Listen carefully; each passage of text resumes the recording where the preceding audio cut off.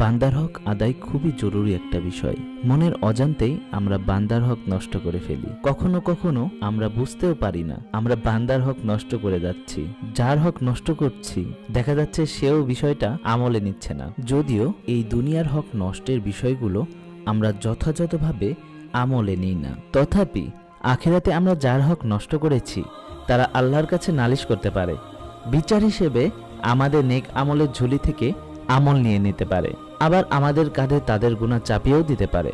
সেদিন তো মূলত এক ফোঁটা নেক আমলের জন্য ছটফট করবে সবাই, গুনাহগুলো ঝেড়ে ফেলার জন্য ছটফট করবে সবাই। ইহকালে যেসব হক বিনষ্টের ব্যাপারে আমরা গুরুত্বই দিচ্ছি না, আখিরাতে সেসব নিয়েও আল্লাহর কাছে নালিশ জানাতে ছুটব সবাই।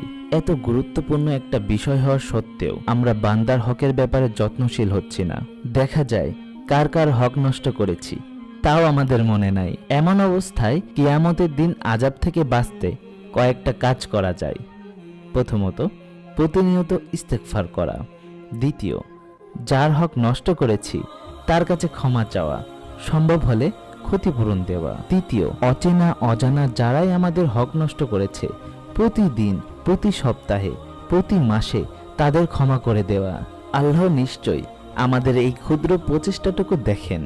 হয়তো মহান আল্লাহ রাজি খুশি হয়ে বান্দাকে ভুলিয়ে দেবেন যে আমরা তার হক নষ্ট করেছি হয়তো। এবং 4 নাম্বার, সবাইকে ক্ষমার ব্যাপারে উৎসাহী করে তোলা।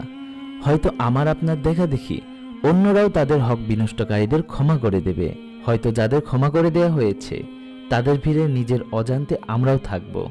আসলে এমনটা তো করাই যায়, তাই না? ক্ষতি কি যদি আমি তাকে মাফ করে দিই যে আমার হক নষ্ট করেছে? আল্লাহ নিশ্চয়ই আমাদেরকে মাফ করে দেবেন।